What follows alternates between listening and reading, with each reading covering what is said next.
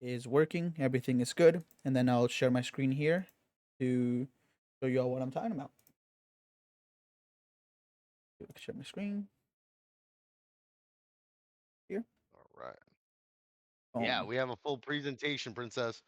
Oh yeah, we got a I'm presentation excited. today.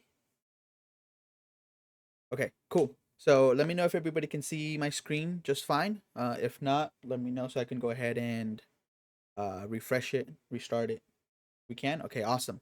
So obviously, over the last couple episodes, we've done a lot of different topics. We talked about virtuals, we talked about AI agents.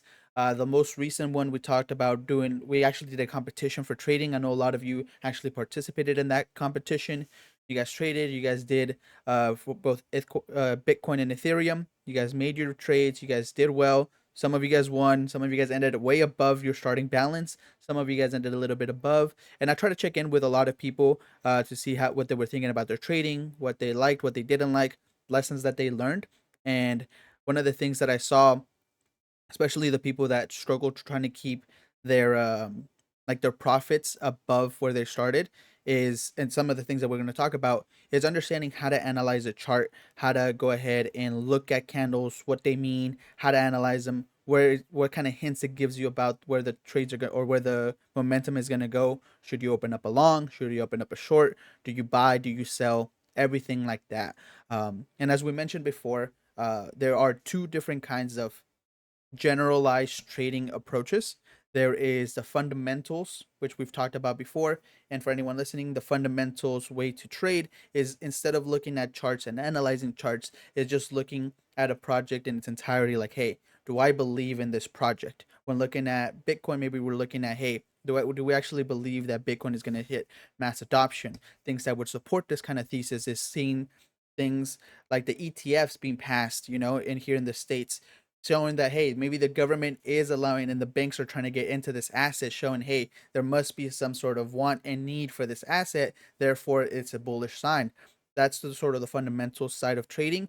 And then there's all just analysis and trade and charts, and that's just where you don't really look at the fundamentals, and it's more like, hey, let me look at the support levels, let me look at the candlestick patterns. And that's a little bit more of what we're going to look at today.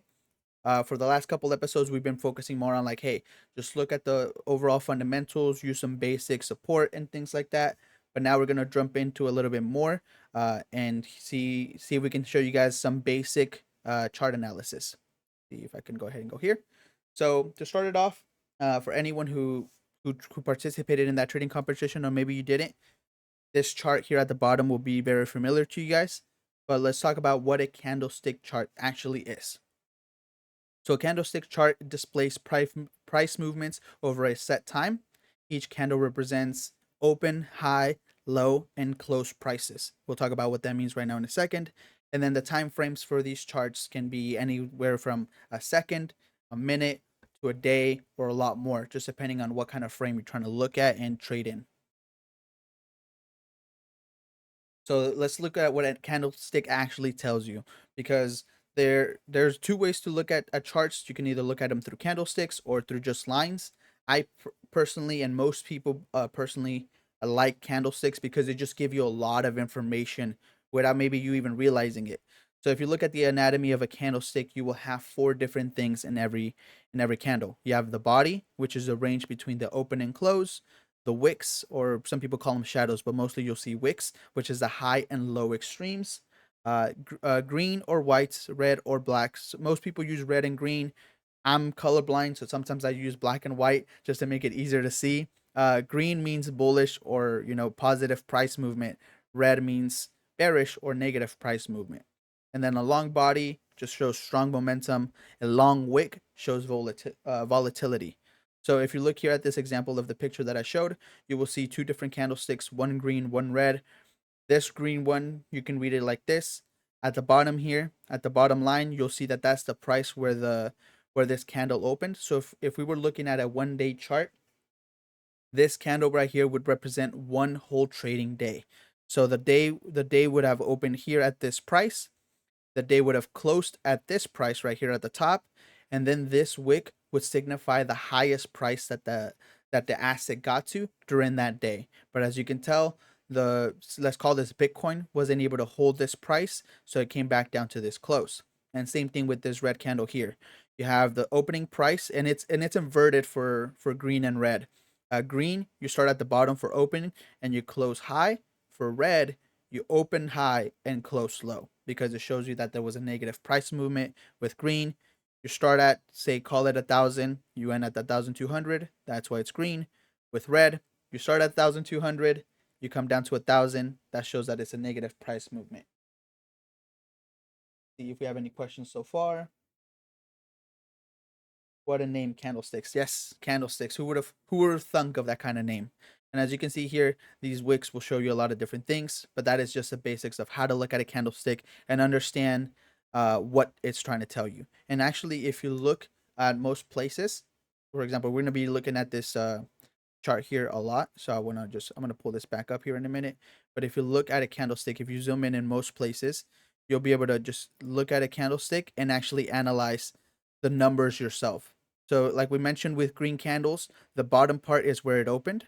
So this candlestick for an hour, let's go to the day because we were just talking about the days. So for Bitcoin, on the day of Tuesday, July 25th, the price opened at 117,408. It closed at $120,035. And as you can see, maybe it's hard to see here on the screen, but you have a couple wicks. So you have the wick here that it touched a high of $120,308, and it also had a low wick of 116,207. So that's how you're able to read it. And it's like that for any sort of asset. It's not just for Bitcoin or anything like that. Any chart that has candles, you're able to read them like that. Go back to this. All right, so now let's actually talk about what I remember when we first started the competition. A lot of people were asking me, like, hey, can you show us some patterns that you use yourself or some of the common patterns that we'll see inside of these charts? Like, how do we know what to look out for? So there's a lot of different kinds of patterns, and there's probably like dozens and dozens of candlestick patterns that you can use. But some of the most basic ones that you see used time and time again, and these should be in everyone's inventory if you're going to be doing chart analysis and trading through charts. The first ones are single candle patterns. Single candle patterns is pretty self-explanatory. You're looking for single candles to show you possible trend reversals, possible trend continuations. And in this case, I'm going to show you three that are all trend reversals. So you have the hammer candle, which you will see it when there's a downward trend. As you can see here, represented by these red candles, the chart has been coming down. And then you see this hammer, which is a hammer is a short body or a small body, as you can see here, with a long wick. But the important part here is that it's a green candle, not a red candle. The green candle pretty much represents that, hey, all the sellers try to push this chart down as much as they could, but the buyers ended up winning. And having this long wick on the bottom signifies, hey, there was a lot of selling pressure that wasn't able to be kept. Therefore, you can sort of, it helps you hint at maybe there's a possible reversal that the sellers are exhausted and now the buyers are coming in. And you can see this here in the after part. The buyers won and now the price moves up a little bit. One thing to keep in mind, never use any sort of pattern as a absolute indicator. Just because you see a hammer does not guarantee that you'll have a reversal and that all of a sudden you should go 100x leverage on a long. It's just a hint that helps you, like, okay, this is another confirmation of my thesis that there's going to be a reversal. You should use this alongside other patterns, other indicators, other methods of trying to figure it out, because at the end of the day, trading is pretty much a sophisticated guessing game. You're looking at charts, you're looking at numbers, you're looking at patterns, you're looking at news, and you're trying to guess, hey, is the price going to go up or down from here? And so, for anyone who plays that kind of game, you would want to have as many hints, as many indicators as you possibly can, because the more things that are telling you, hey, the price is going to go up, the higher likelihood that, hey, the price will go up. It's never guaranteed, but at least you're giving yourself the best chance possible. And then the hanging man is the reverse of the hammer. So just like how we saw here, it's a green candle. It's the hanging man there's other names for it. There's some people call it the shooting star, things like that. Is a red candle that is followed after some green candles. So you have price movement that's coming from the bottom to the top, and then you see this kind of candle with a long wick down and ends red. So you see that hey, is the same thing as with the hammer. The buyers are exhausted and the sellers are winning. The buyers try to keep the momentum down because the sellers try to close it all the way down here. The buyers were able to bring it back up, but they weren't able to close this candle green. Therefore, it's a hint that hey, maybe there's a reversal happening here, and the red starts happening here. So these are pretty much the same, but just inverted. One shows you a reversal going from short to long, the other one from long to short. Let me see, check if there's any questions so far. It, Danny says we love guessing games. Guessing games are fun. That's what makes trading fun, enjoyable, but also dangerous because it's never guaranteed. So make sure when you guys are trading, you guys are not trading with more than you can afford to lose, and always using right techniques that we'll talk about later on. And then the doji candle. Shout out to homie Mount Doji. The doji candle is is something that looks like this. And once you see it, you'll recognize it from a mile away because it's a very funky candle. It's barely a candle, it's like a disc. You see a very small body with wicks of super long wicks both up and down. This pretty much shows you, depending on the color that you have, is that there is a lot of indecision in the markets right now. Buyers and sellers are fighting for their lives. They are trying to decide which way they want to take the candle, and neither of them are winning. But seeing this at the top or bottom of any chart sort of tells you, hey, there might be a potential reversal here because the buyers and the sellers can't decide which way to go. But if it was coming from a if it was coming from a downtrend and you see this, it shows you like, okay, there's an indecision here. Maybe I should look for a continuation pattern or a reversal. You would want to look for things to show you one way or another. This shows you that the chart is trying to go heavy one way or another. You just need further confirmation as which direction is going to go right after. So those are the three basic one candle patterns that you should be looking out for. And like I said, these are three candle patterns that you should have in your inventory and you should be looking out for as you go ahead and move forward. All right. I see Crip saying that we can hear him. Uh, I see someone not hear me? Dev is asking, so there is no particular standard to trade. Why the guessing game? I'm lost. So I call it a guessing game because at the end of the day, no one can tell you with absolute certainty that something is going to happen. You can have 100 indicators, you can have 100 candle patterns telling you, hey, Bitcoin is going to go up today, but it can never be with 100% certainty. You can get up to like 90% certainty, 95, but you can never know for sure that something is going to happen. Because, for example, say all these patterns tell you, yep, it's going to go up today, but then World War III happens. Well, shit, nobody expected World War III to happen. Now everything is tanking. There's always something that can potentially happen to go against everything that you believe or everything that these patterns and your analysis is telling you. So that's why you set take profits and stop losses just in case it doesn't go your way. Just in case you make an error, just in case maybe you analyze something incorrectly, is the reason why you should always have take profits and stop losses for those scenarios. It's more of a guessing game because no one can be for sure, but having these sort of tools at your disposal gives you a bigger edge over other people who are trading who don't use these kind of patterns. I hope that answered your question, Dev. It's a guessing game in that sense, but with these things you can make it better and better for you. Right. Precious had a question. So when there's a double wick, it means reversal. For which one are you talking about specifically? Hammer, hanging man, or doji candle?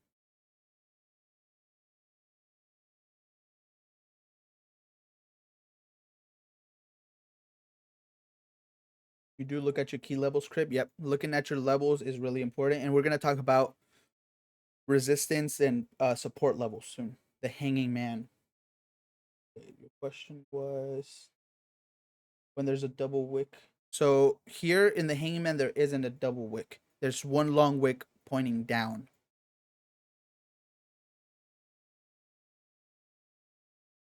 and it's not so much about exactly the candles looking this specific way. It's more looking at the candle in its entirety and in the context that it's in.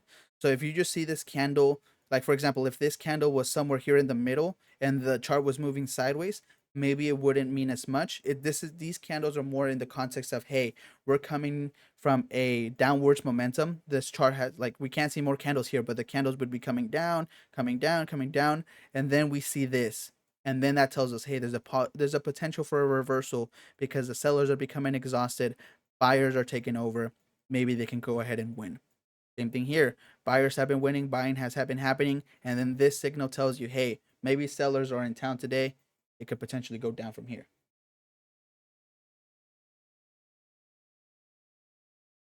Long wicks pretty much indicate indecisiveness and uncertainness. Pretty much telling, and that's why we see the doji candles here. This is pretty much telling you that the buyers are trying to win here, but the sellers are also trying to win here. And the fact that the candle ends up small is that there was no price movement. Because if you look at it, if you remember how we talked about what the candle means, go back the other way because it just kept going.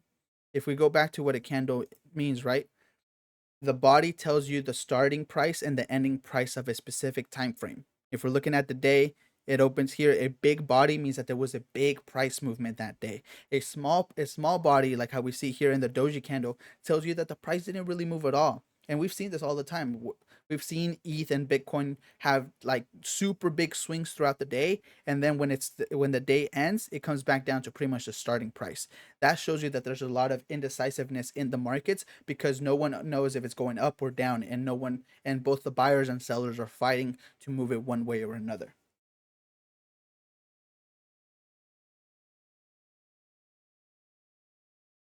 Yes, that's right, Crib. It does show you a balance of both, and that's why seeing it in what context it comes from is really important. Because if you see it at the end of a big push coming up forward, it means one thing. If you see it at the big after a big push coming downwards, it means a different thing. But a doji candle is a really good thing to notice because exactly like you said, Crib, it shows that there is a big balance between buyers and sellers, and they're both fighting equally strong.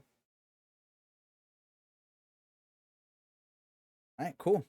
We'll move on to the next part, and this is where we get a little bit more complex. So the single pattern ones are things that you'll see on specific points, but now we look at the multi-candle patterns. So this is where we get a little bit more complex, a little bit more into it.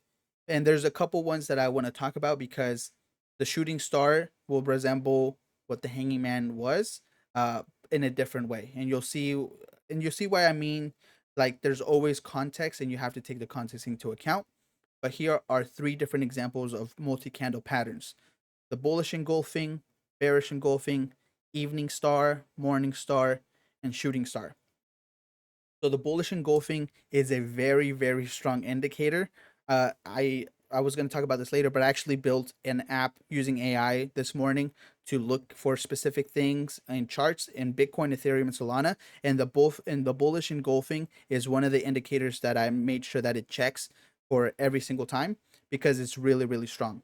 Bullish engulfing and bearish engulfing pretty much just means, as you can see here on the left, there is a big red candle that just happened, and right afterwards there is a green candle that completely engulfs the red one, meaning that it opened up small, it opened up below it. So the opening price was lower than the closing price here, but the buyers were able to push it all the way up so that it actually ended up above the price that it opened up in the red candle.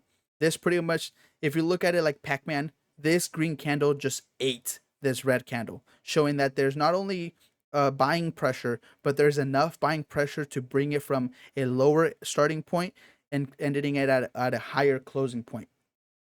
This shows you that buyers are ready to eat up whatever selling pressure had just happened. And this is a really, really strong indicator that there's going to be a reversal. Like, this is one that I always look out for because it doesn't happen often. And when it does, it's a big green flag for me. Like, okay, we might see a reversal. Of course, like I just said, this isn't the only indicator you look at, but this one is a very strong one. And the same thing goes for the other way. If you see a bearish engulfing, if you see some buying pressure here, but then you see a massive red candle that overtakes everything that was just done by the bulls, it shows you, hey, the bears are ready to take over. maybe it's time to look for a short position here instead of a long. How do traders confirm whether a doji actually signals a reversal or just a temporary pause? Steph asks. That's a really good question. And that's why we mentioned you can't just take the doji at face value. You have to look at it and the context at it where it's at. You look at other indicators like, hey, is the doji coming in with more trading volume? Is the volume slowing down? Is the RSI low or high? Is it being overbought? Is it being oversold? So you don't just look at the doji candle and say, okay, it was going up, it was long. I see a doji candle, now I'm going short. You want to see that doji candle and then verify with other indicators as well. So all these are just little signals that you should then go ahead and verify using other signals, other things that you use in your trading portfolio.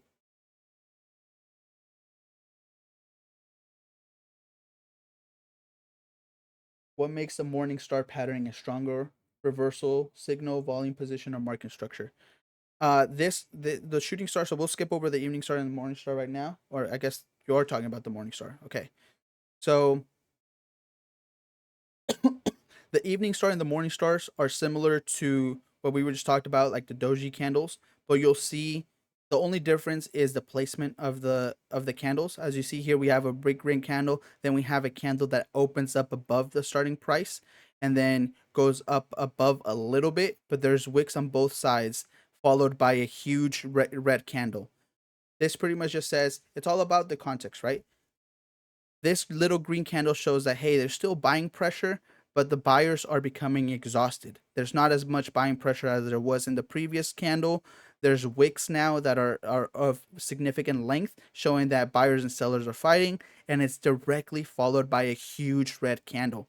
This tells you, after seeing a lot of other candles, this should tell you as an indicator, hey, buying pressure has ended, and it was directly followed by selling pressure. Same thing for the morning star. Selling pressure was significant, then followed by a very small signal of sell pressure, followed by the huge green candle. So you don't look at these as just, hey, the little small one there and the little small one here tells me that there's going to be a reversal. It's the confirmation of the next candle that happens afterwards. So it's the buying pressure slowing down, the selling pressure slowing down, followed by a huge resounding signal showing you, hey, buyers are now in. That's what makes the morning star and the evening star a multi-candle pattern, because we're not just looking at the morning at this middle candle or this middle candle. We're looking at all three together in the context of, hey, buyers were in, now sellers took over, sellers were in, now buyers took over, and these little candles just give you that context of the sellers and the buyers losing momentum.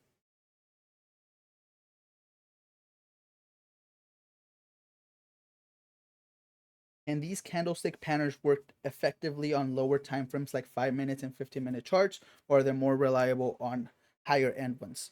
Very, very good question. So they're the lower the time frame, the more volatile and the less reliable these are. So if you're an absolute degen that's trading on the 1 second charts, you you I mean, it's gonna be hard to even keep track with of all these candles because every second a new candle's popping up. So even catching these patterns is gonna be super, super hard. So I would suggest that these work best with at least, like, I mean, the lowest that I would even look at for these kind of patterns is like the 15-minute chart. And even then it's a little bit too volatile because you go for lunch, you come back, you have four new candles that can tell you various, like, super varying different stories. Mostly use these candle structures for the 1 hour, the 4 hour, or the daily, or like the daily candles. The 1 hour and the 4 hours are more for day trading. Short turnarounds. I'm only staying in a position for a couple hours, a day, maybe two.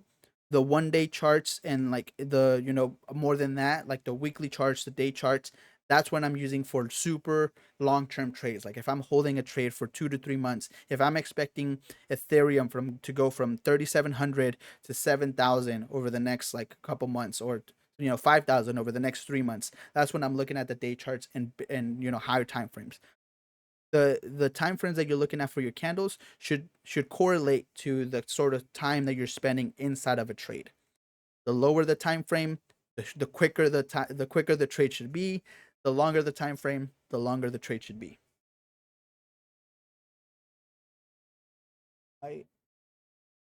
So that was Damon's question. Then Precious says, "Can an engulfing pattern still be valid if the engulfed candle is a doji or has a small body?" So that would be a different kind of pattern. This bullish engulfing and bearish engulfing is works most effectively when the candle that came before it or the candle that it's engulfing is of significant size. The bigger the candle that it's engulfing, the stronger the signal. So if this, for example, let's look at the bullish engulfing. If this red candle was half the size and this green candle was this big, it wouldn't be as strong of a signal because the selling pressure was already slowing down, as indicated by the small red candle, if that makes sense. And the reason why this is such a strong signal is because the selling or the red candle that it's engulfing is very large. It's showing that, hey, not only buyers are in right now, but they are in with such magnitude that they overtook a very big selling pressure right before it. So yes, it works even if it's like a doji or a small one, but the bigger the candle that it engulfs, the stronger the indicator is. Ivor says, "Can you re-explain the bullish engulfing and the bearish engulfing?" Hopefully that helped. That explanation helped answer that question. Let me know if you need a more explanation. Yeah, yes, Tresh.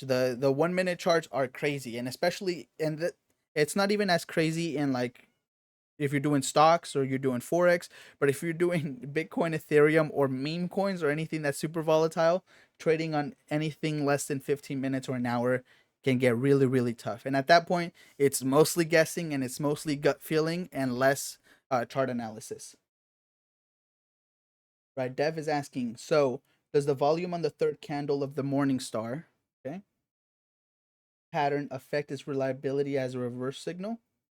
Uh, Please, are we getting the presentation slide? Yes, I can provide these presentation slides. I'll ask to see how you guys can get it. I'll send over the link to Terrace, and then he can go ahead and distribute that in an announcement, so you guys can go ahead and review these. As we mentioned, I'm recording this and I'm just live streaming it on X, so you guys are able to go back on the stream on at 100x Caesar on X, and I'll also have the full recording sent over to Terrace that he can upload, so you guys can go ahead and watch this back. To answer your other question, does the volume of the on the third candle affect its reliability? Yes, it does, because here we're looking at it all three candles and what they tell. You have a big selling pressure followed by small selling pressure followed directly by huge buying pressure. If this candle was like half the strength, I wouldn't consider it as strong of a signal or of a morning star signal, because it doesn't match the same sort of volume that was previously in the selling pressure. That's why we see here also with the evening stars, same thing. Huge buying pressure slows down, then selling pressure exceeds significantly compared to where it was previously. The bigger the candle following the stars, the bigger or the stronger the indicator.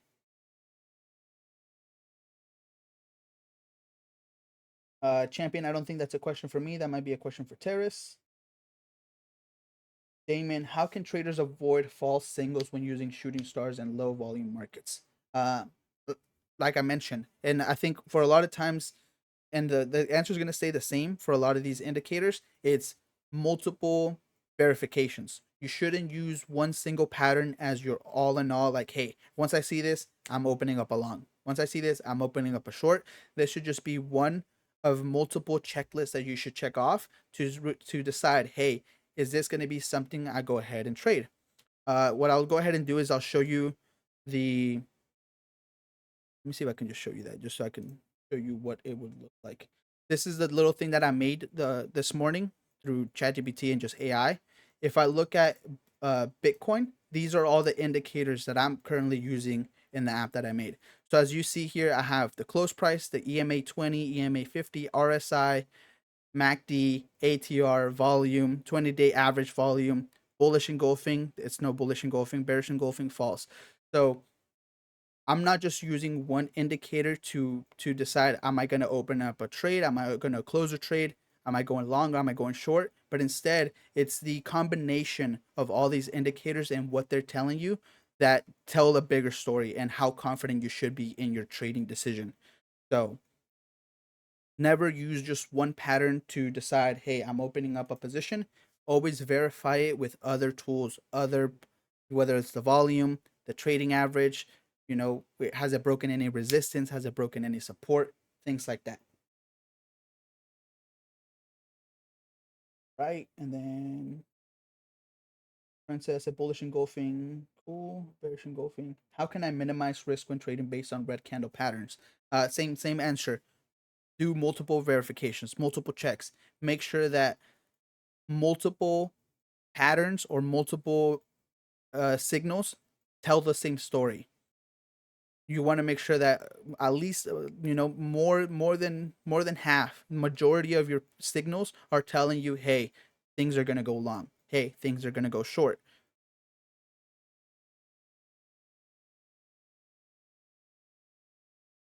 Question.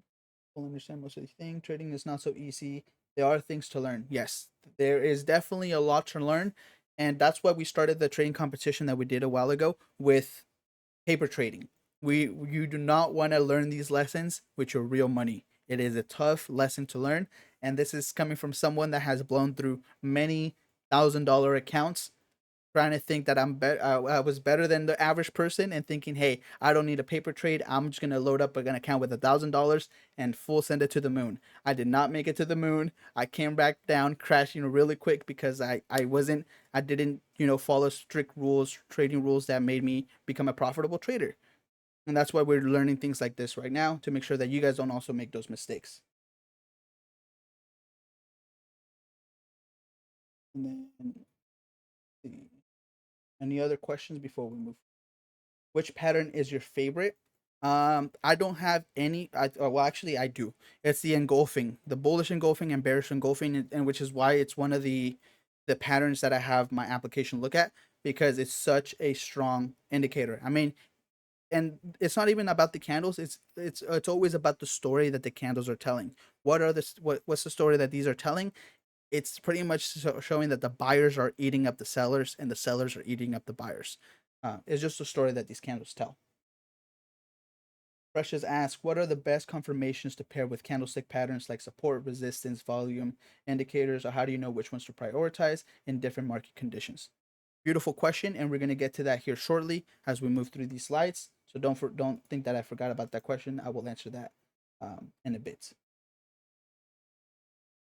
Nadia, I appreciate it. We're hoping to run another one. We want to go ahead and do maybe a couple of these sort of trading lessons to look at candle patterns, get people familiarized with these tools that they can use, and then maybe run another trading competition to see how people improved, what lessons they learned, and if they improved on like where they got. And it'd be awesome to see people who participated in the first trading competition participate in the second one after having these lessons and learning these tools and seeing if they improve on it afterwards. I'm looking forward to that. Why is the bearish engulfing pattern more effective than an extended uptrend? Well, it is effective after extended uptrend, and after an extended uptrend depends on how you look at it. Extended uptrend could be four green candles. To some people, that's an extended uptrend. For some people, it's 15 or 20 green candles in a row. For some people, it's like, hey, has the asset been overbought?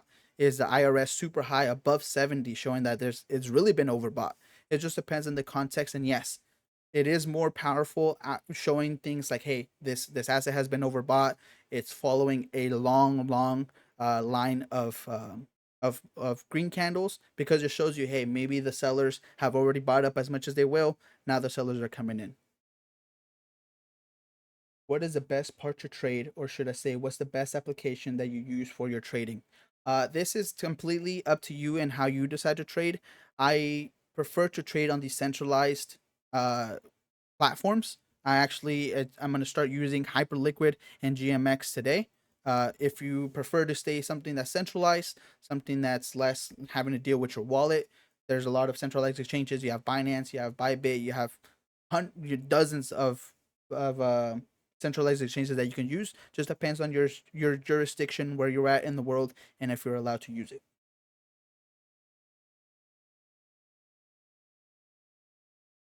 All right, cool. So I don't see any more questions. The last one that so we went over the bullish engulfing, bearish engulfing, evening star, and morning star. Now the shooting star. So if you saw the shooting star should look very similar to you guys, just because it's very similar to the hangman or the hammer, depending on how you look at it. But the difference is that it tells a different story. If you see here, the hanging man is a red candle with a long wick down, that it comes right after a bunch of green candles.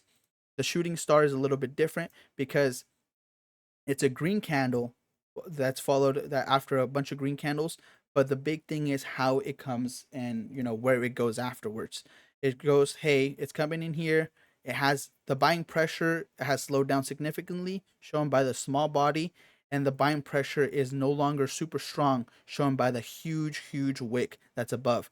This shows that, hey, the buying pressure or the price reached all the way up to here, but the sellers were able to bring it all the way back down, making sure that it closed right here.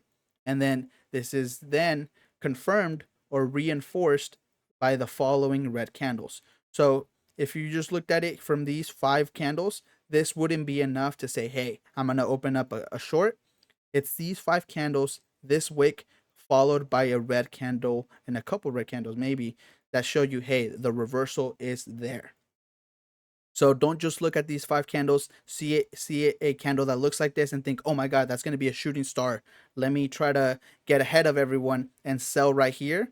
Because potentially the next candle is another green candle and it just continues moving forward. The shooting star is only the shooting star because it goes up, hits this candle, and then it starts going down. So then you would ideally enter at some point here instead of here.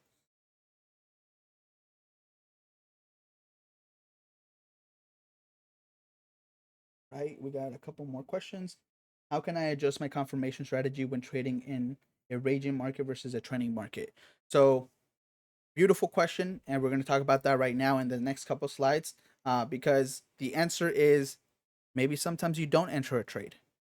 Sometimes maybe the indicators are there, but you're right. We're trading in a sort of in a range, and it's not going up, it's not going down. So is it really beneficial for me to enter a trade when the market keeps bouncing up between these two prices?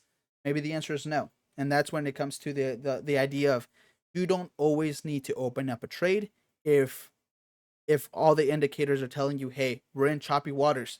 We're going up, we're going down, we're going up, we're going down, we're moving sideways. So that's something to keep in mind when you look at these things. It's the overall status of the market. What are the psychological forces behind the formation of an evening star? We covered that a little bit, but pretty much huge buying pressure. Buying pressure slows down, as seen by the small body. There was some fight with the buyers and sellers, indicated by the wicks, followed directly by a huge selling candle. Huge red candle shows you, hey, buyers slowed down and then got overtaken by the sellers. That is the psychology behind this. And same thing, but reversed for the Morningstar. Precious asks, so if I got that right, the shooting star signals a potential bearish reversal after buyers push the price up, but fail to hold it, right? And the confirmation comes from the red candles. Exactly. So the buyers are here. This tells you, this should be a hint that, hey, maybe the sellers are losing pressure, the sellers are losing momentum, and it's confirmed by the red candles following it afterwards. And keep in mind, just because the reversal happened, this does not guarantee that it's going to continue going down. Maybe the reversal happens for a couple more red, and then there's a reversal here that goes green. So this is just showing you, hey, the reversal happened here, but it does not tell you how long the reversal is going to stay for. All right, moving on to the next one.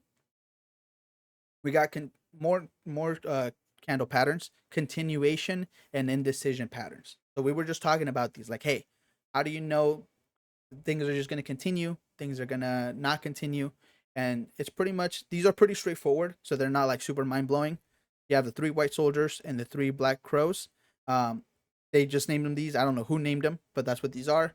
The continuation, this shows you, hey, buyers have consistent and nice buying pressure.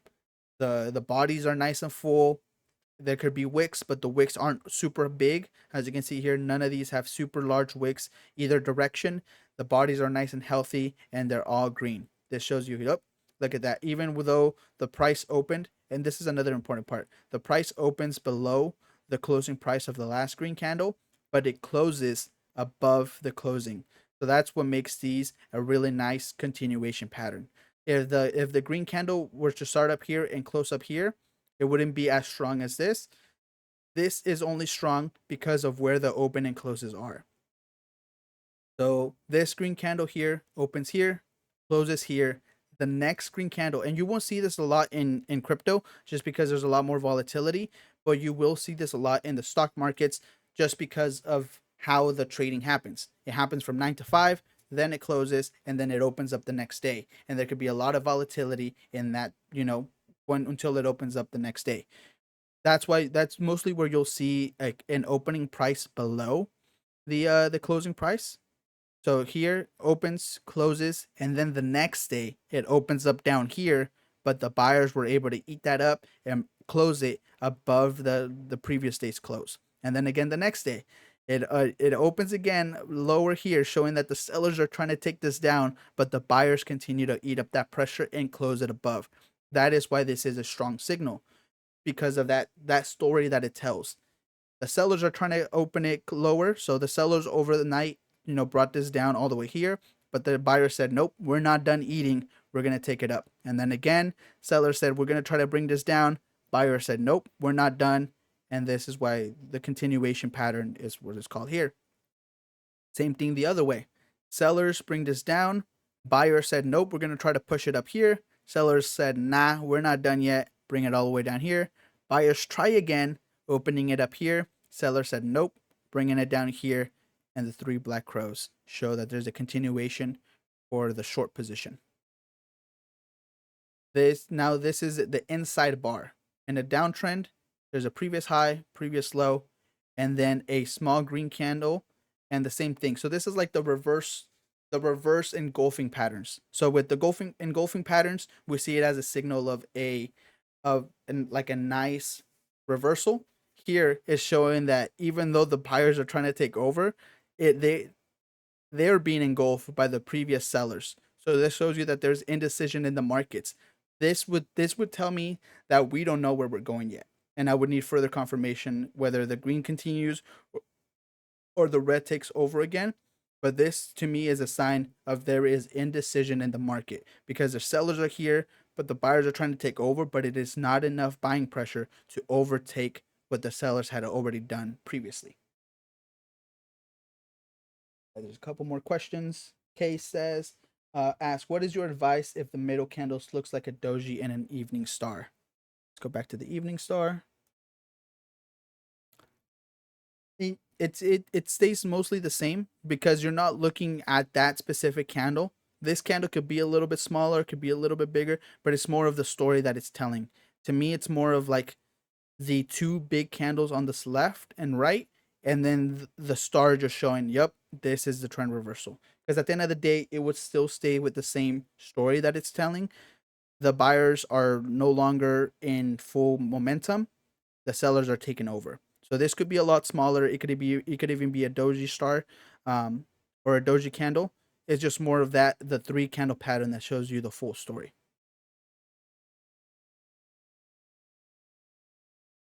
What time frame do you use in the chart? It just depends. You can use 1 hour, daily. These the examples that I'm using are mostly within the daily charts, just because it helps tell the story a little bit easier to understand the concept behind the pattern. But these work in all kinds of time frames. During the contest, I drew a support line using 4 hour time frame and also in a 1 day time frame chart. One gave me a bearish view and another one gave me a bullish view. Which one should I give more importance to? So Nadia, that's a really good question, and it just depends on how long you're trying to keep your trades open for. So that's one of the things that we talked about a little bit ago. If you're building up patterns and you're looking at patterns in the 1 hour chart, the 15-minute chart, 30-minute chart, that those patterns should indicate and help you make short term trades, like really quick trades. When I mean short term, I don't mean a week. I mean a couple hours, a day at most. When you're looking at the day chart or the 4 hour chart or the weekly chart, those are giving you strong indicators of the overall market movement. These are trades that you should be looking at, not in a day, not in 2 days, but like a couple weeks, like a month maybe. So it just depends. Each time frame should be looked at differently, and it should be looked at for that specific, you know, time frame that you're trying to keep a trade open for. Which one should you give more importance to? Depends on what trade you're opening up for that specific time.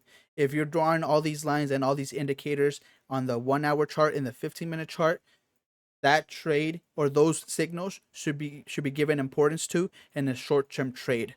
Those signals wouldn't affect a long-term trade necessarily if your long-term trade signals tell you that you're still okay.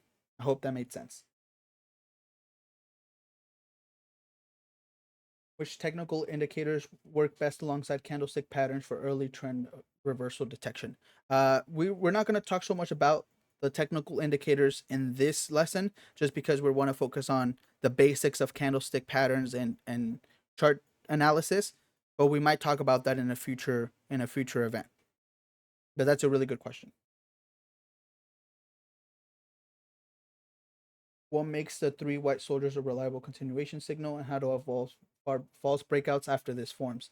Uh, Damon, I know you asked that question a couple minutes ago, so hopefully I answer that. It's the story that it tells. That it's the opening and closing stories, right? So you have the closing of a green candle here, the opening. The sellers try to take over, bringing the price down here, but the buyers weren't done. They brought it back up, and then again, the sellers overnight try to go ahead and bring the price all the way down, but the buyer said nope, and then they brought it back up.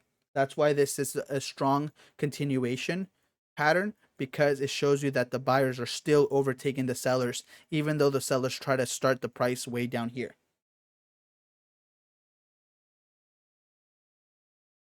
I think there's one more question. In real time trading, how do you filter out false signals from candlestick patterns, especially during high volatility or news driven markets? Do you combine them with other indicators or use specific confirmation techniques?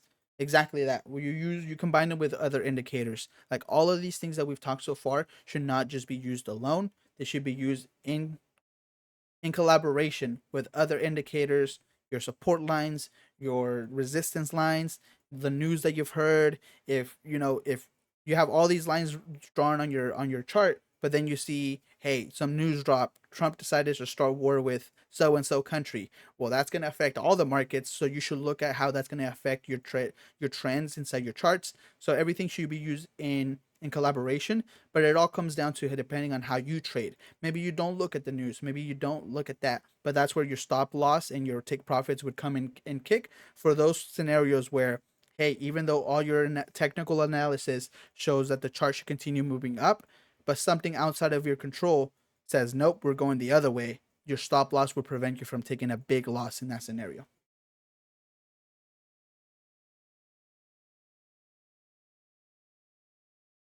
uh Damon, is the same thing with three white soldiers. Is the same story. It shows you that the buyers aren't able to actually hold any momentum, and the sellers continue uh, taking over. Precious, it's not so much that you don't trade during major news, but for example, the way that, and this is just me personally, not financial advice. You guys trade however you want, but me, I use news as more of like short-term trades, depending on what the news are. For example, Elon Musk comes out with some super ridiculous tweet and everyone gets upset at him. I would use that as a short term short signal for Tesla. I would say, hey, Tesla's not going to do good today if everyone and their mothers is mad at Elon today. But as history has shown, tweets and people's feelings go away after a while. So I'm not just going to say, hey, I'm going to short Tesla for the next year. I'm just going to short it for the next day or two while the news go through. And then I'll go ahead and continue with my technical analysis. All right. The next one, support and resistance. So now this is where we look at, hey, how can we go ahead and use other indicators to support what our candlestick patterns are trying to tell us? So, for anyone who doesn't know what support and resistance is, this is one of the most fundamental pieces of knowledge that you can have for any trader. If you're a trader, you need to know what support is, you need to know what resistance is, and you need to know how to use them. So support is pretty much a floor where the price tends to bounce. And resistance is the opposite. It's the ceiling where price tends to fall. And candlestick patterns near support and resistance levels have a higher probability of actually being good signals. So if I see any of the candlestick patterns that I just mentioned near a support line or a resistance line, it tells me, hey, not only am I approaching a very important price point, which is my support or my resistance, but now I'm getting a second indicator, which is my candlestick pattern, telling me, hey, this could potentially be a correct thing, whether it's going up or a trend reversal, trend continuation, anything like that. So these two pictures I actually took from the Bitcoin chart, or the Bitcoin chart that we actually just witnessed over the last couple days. As you can see here, the trend or the support line that I have here is at the bottom here for around 104 or 105,000 and a half here, because it touched a bunch of times here, and then it recently touched here, and then it continued moving up. And then for my resistance, I did this high point. I could have done this resistance around here, but I decided to do the highs and lows of the last couple hours. So I went ahead here. And as you can see here, and this is a zoomed in picture of this part right here. And that's why I wanted to show this, is because if you look here at this area, some major stuff happened. And that's when we went ahead and broke to 120,000 later on. So if we zoom in this area right here, that's this. And you'll see that around the resistance level, which is our ceiling, right? We had a major candle moving up that broke through the resistance, right? It broke through it. And as you can see here at the bottom, it's hard to see, but I'll show it to you guys in the chart. We had major volume there. So not only did we have a bunch of indecision here because we were just moving sideways, we didn't know where we were going up and down, and then buyers said, nope, we're just full sending it with huge buying pressure, a huge candle, huge volume, breaking through the resistance. And then right away, the seller said, "Nope, we're not ready to go all the way crazy yet," and brought it down pretty much to the resistance level, which is now the new floor, the new support level. Let me go ahead and go to the chart just so I can show you a little bit easier. And I was looking at this in the 1 hour chart. So we back up a little bit to this real important part. Oh, crap. This real important part here in the chart, because this helped us get all the way down here. So if any of you guys were watching the charts and saw this, you guys could have said, hey, you know what? We're taking advantage of this and made a really nice, profitable trade here. As you can see here, this is our ceiling or our resistance, because every time, or at least once, and with big buying pressure and selling pressure here, it touched this line and it wasn't able to maintain that. Here, it not only breaks through the line, but it holds above it. And then right after, it retests it. And that's this whole part right here. The market is trying to decide, hey, is this going to stay? Is this going to stay? Or is it going to hold? Or are we going to go back under? And then something here, this right here, it comes around that same idea of like, hey, we see a small candle taken by a bigger candle and then followed by a continuation. So here I wouldn't have had enough conviction to open up a long here, because we've seen other green candles here fight. So it could have just potentially kept going sideways for longer. But seeing these candles followed by this green candle, I think here is where if I was watching this closely, is where I would have opened up my long here, because I see that now it broke out of. If we were to open up another line, I would have done it like that. Or I would have moved it a little bit like this, like around this area, and we would have had another tunnel. If we zoom in from the 1 hour to call it the 15, we're able to see it a little bit lower. And you see how I'm bouncing between the 1 hour and the 15-minute chart, is because this would be a short-term trade for me. It wouldn't be a trade that I would hold on for weeks. It would be like, hey, I want to make a trade that's a day, a couple hours, something quick. And that's why I'm looking at the shorter time frames. As you see here, after it broke that major resistance point that we had for a while going through this tunnel, it retested this line a lot of times. It retested here, it bounced around here, and then it retested again here. And and the other line here is the the previous all-time high, which of 111,000 here. It broke it again with massive volume, and then it broke it again, and it didn't retest it, and that would tell me like, hey, there's a good potential to keep moving up here. So this is more of like support lines and breaking support lines and everything.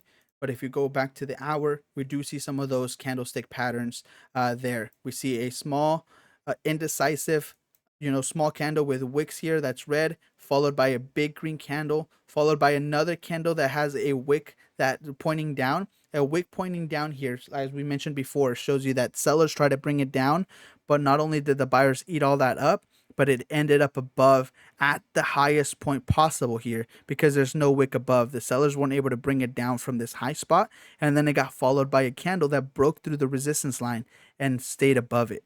And this around this area is where I would have opened up a long.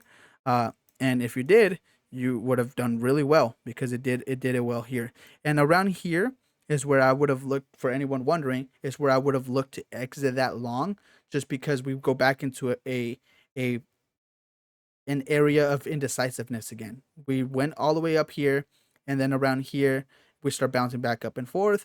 And then we would do those same lines that we did here around this area and see, look at this.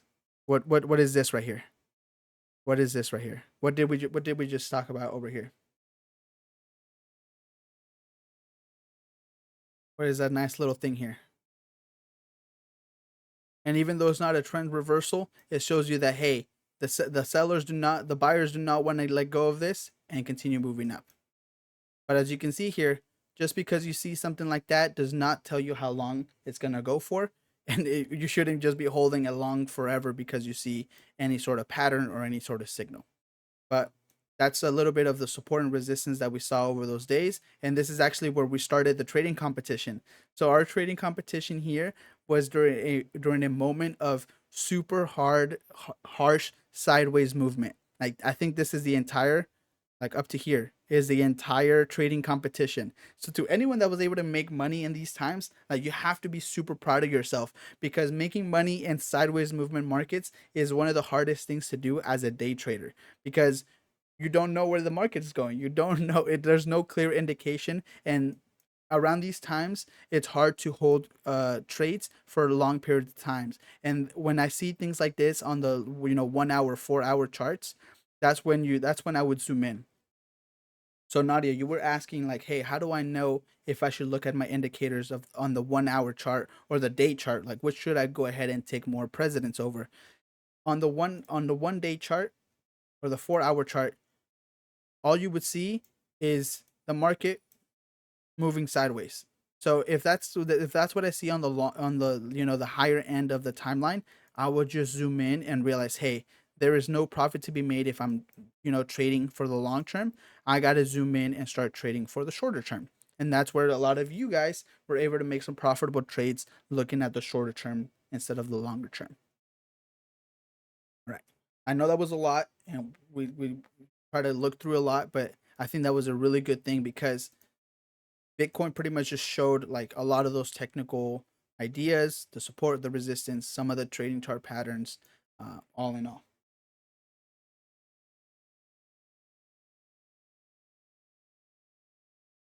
How do I distinguish between? Jeez, you got through a ton of information today, huh, bro? Yeah, yeah, and I A mean, bunch of questions too. yeah, there's still a lot, but maybe we can just hold it on for a second part. Damn, I didn't realize we already went through an hour, bro. That's insane. Yeah, I know. That's why I hopped up. I don't know if you have something else that you got doing after this. If you want to continue with it, you're welcome to. But yeah, you're welcome to host for as long as you want.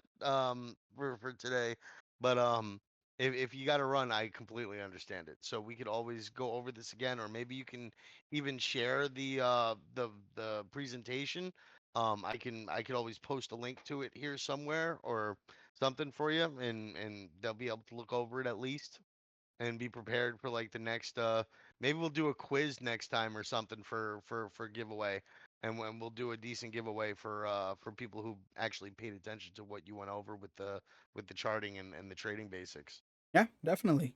I was looking at the other slides. They shouldn't take too long, so I'm done to finish it, just so everybody gets the full idea of what I had planned. Um, so it All shouldn't right, take too guys. long. Questions are closed then for right now. You guys can ask them later. Maybe Caesar will jump in and hop in and share some nuggets of information later. But for now, let's let him get through the rest of this presentation. Thanks, Caesar. Yeah, of course. So that we just went through the support and the resistance lines. There's a couple we talked about trends analysis, right? So trends, how you spot them. You guys have all probably heard this somewhere or another. Higher highs, lower lows. An uptrend, you will have higher highs and lower lows. In a downtrend, you will have lower highs and lower lows. What does that mean? As you can see here, L means low, H means high. So you have in an upwards trend, you will have a low followed by a higher high followed by a higher low, meaning that the new low of the chart is higher than the previous low. As you can see here, this is higher than this, and then followed by another higher high. So a new all-time high or just a new high. This high is higher than this one, and then this low is higher than this one. This shows us that we're in an upwards trajectory, and this is a bullish, a bullish pattern. Same thing as the other way. If you start high, then you're up in lower low, and then your next high fails to be higher than the one previously. Now you have a lower high, and then now you have a lower low, and then another lower high, and then another lower low. This is just a visual indication of a an upwards trend or a downwards trend, and that's how you're able to see it. And you're able to see that in any chart. If you just look up, you see it here. You have a higher high, lower low, higher high, lower low, higher high, lower low, higher high, and now followed by a bunch of, uncertainty. But this is actually beautiful and it shows you exactly that. This is an upward trajectory, a low, high, low, high, low, high.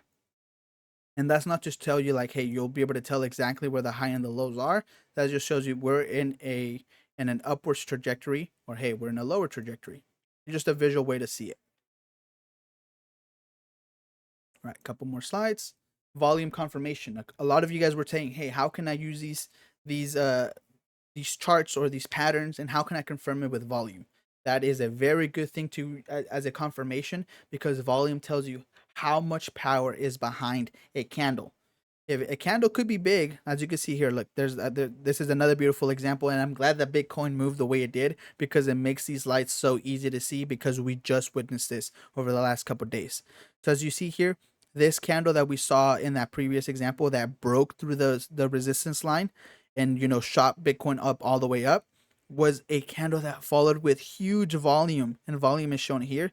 Look at that volume, just absolute insanity how much volume they had. It broke through it, and yes, the selling volume had that followed afterwards was pretty big too compared to others.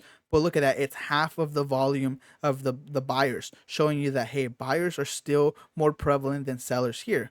And then confirmed again here, we have a lot of buying pressure, selling pressure. Look at this one. This one's a very interesting one. It's hard to look up, show you where it's at. But look at this. This you would see this in the volume area and show like, damn, look at that. That's a lot of selling pressure. That's a lot of selling volume. That must mean that the candle is super big. But look at these two red candles. Super, super small. Showing you that even though there's a lot of selling pressure, the sellers were not able to push this price down a lot lower, which again should tell you that's another indicator. Hey, maybe the buyers are still have a lot of momentum. And look what happens, two candles afterwards. Another massive, you know, God candle going upwards. And then so volume confirms strength of of candlestick movements. So, if you see a lot of volume and you see a big candle, great signal for the bulls. If you see a big red candle with a lot of red volume, great signal for the bears. High volume, strong breakout. Look at that. High volume, a very strong breakout here out of this resistance line. Low volume, it shows you the risk of a fake out. I know Damon and a lot of you guys were talking about like, hey, how can we assure that there's no fake outs? Like, how do I know that this isn't just a false signal? Volume helps you tremendously in that sense. Risk management. Now, this is the other part of like, hey, how do I ensure there's no fake out? And how do I ensure I don't get burned by, maybe you misread the chart, or maybe things don't go your way, or like we mentioned, maybe the news breaks out and everything goes to hell. With your stop loss and your take profit, we've covered this a lot, but we can never hammer this point enough. Make sure that in every trade that you enter, you have a stop loss and a take profit. Rule of thumb, this isn't something that you always have to follow by really strictly, but a good trade is a trade where you can enter a trade with a pretty much double the profit and one risk. So a 2-to-1 ratio. So your profit should be bigger than your loss, because, why take the risk if you're not going to earn more than you could potentially lose? As you can see here, the red, your potential risk is a lot smaller at a 2-to-1 ratio than your potential profit. This is a good trade to enter because your signals, your confirmations, all your analysis tells you, hey, we're going to go down. You want your take profit to at least be, on a rule of thumb, twice as big as your stop loss. Or else, what are we risking our money for? If my analysis told me, hey, we're probably going to get to like right here, that's a 1-to-1 risk. Is that even a trade worth taking if you're risking the same amount that you're putting in? That's a question for you to answer. But for me, I want to make sure I look for at least a 2-to-1 profit to loss ratio. And this is something really important, risk management. Never risk more than 1 or 2% of your account per trade. So, though I saw some of you guys, let's be honest, I saw some of you guys' trade history, and you guys were going degen. I saw 10x leverage on every trade, and you guys were doing wild movements. I saw someone trade their entire portfolio on one ETH trade, and it worked out for them, but it could have easily gone the other way, and they would have been screwed, and their account would have been in shambles if it would have gone the other way. So you should never, and especially as you get a bigger and bigger, bag and your trading portfolio looks nicer, this should get close to 1 or 2%. But when you have maybe $100 or $1,000, this number could be a little bit bigger. I mostly go around 3 to 5% if I'm really confident in what I'm doing. But if I'm just like, hey, this is my regular trades, 1 to 2% should be enough. Always use a stop loss and aim for a risk reward of 2-to-1 or better. Common mistakes to avoid, things that you should always be looking out for. Over trading. Another thing that I saw some people in the trading competition take is that in a day they had like 37 trades. And although 37 trades may not sound like a lot of those trades, when you analyze the numbers, they would get $20. They would profit $20, and then right after they would lose 40, and then they would revenge trade. Like, dang, I just lost 40. I'm gonna trade again, and they will lose another 10, and then they would trade again and gain 15, and they would trade again and lose 10, and they would trade again and gain 20. And after the day, they did 30 something trades, and then ended with like a $20 profit or like a $15 loss. So over trading can be really detrimental to your sort of your mindset, your goals, because you're constantly, the charts will never give you so many opportunities to trade that heavily unless you're trading at like 1 second or 5 second chart. You should always definitely try to, make 1 or 2 trades a day maximum, especially if you're trading short-term trades. If you're going super degen, go a lot more, but over trading is an easy mistake that can be fixed because, where do you really go if you're over trading?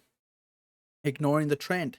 This is more of like, hey, you see that the trend has higher highs, higher lows. All the charts are telling you we're going up. And then you see some signals that tell you, hey, we're going down, but you don't have enough confirmation and you decide to ignore the trend. That could be a really easy mistake that you can avoid. Not everything is a reversal. And that's something that it's easy to hear, but hard to listen to. Not every single indication is going to be a reversal. So keep that in mind. Trading without a plan. Also, another easy mistake that you can fix. What is your goal? What is your plan? When you're entering a trade, what are you trying to accomplish? Is that trade going to get you closer or further away from your goals? Not using stop loss. Always use a stop loss. Even the best traders sometimes are wrong. And when they're wrong, you want to have a safety feature in place to, hey, stop your losses. And the biggest one, probably letting your emotions take over. And this one goes closely with over trading. Over trading often happens because people are letting their emotions take over. Damn it, I just lost $20. I got to go make 50. Dang it, I just lost 50. I gotta go make 100. Oh man, I just lost 5 trades back to back. I bet I can 10x leverage it and make it all back. That is a very faulty and slippery slope for you to have. Don't let your emotions get in the way of your profits. Practice and next step. You always back testing is something that we'll cover later on because there's a lot of things to it and how you can practice it. But back testing patterns is really good. Back testing pretty much just means look at the chart, look at the past, look for look at the past and look for patterns and be like, okay, all these patterns tell me it's gonna be it's gonna go the chart's gonna go up from here.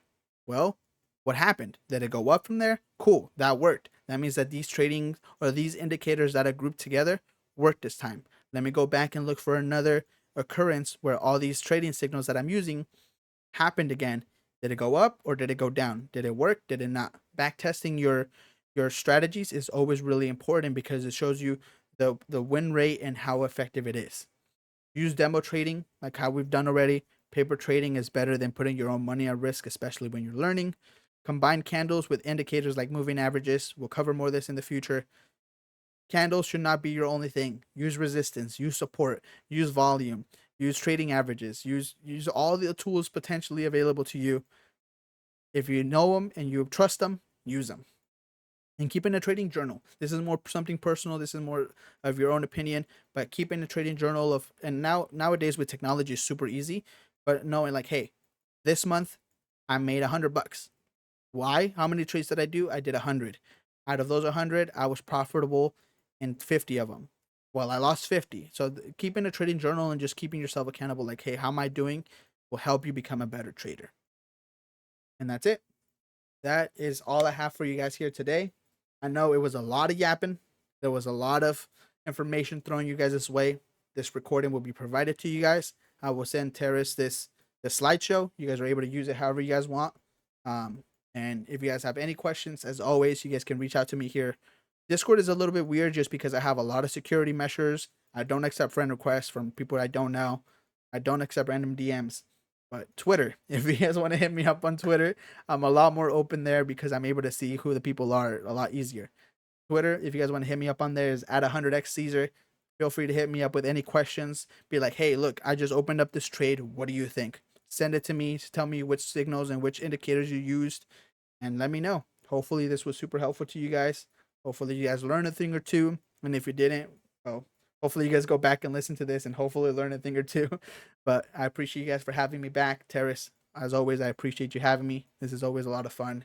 And hoping that I'm a help. Oh, it's always great having you up here, but I do the same thing with them. I don't accept friend requests. I don't accept DMs. We have tickets. We have chats. It's the most secure way to do things. I completely agree with you 100%. Um, there's no reason we should ever have to DM, even though I know people would like to. It's super unsecure. You click one link and your whole friggin' Discord account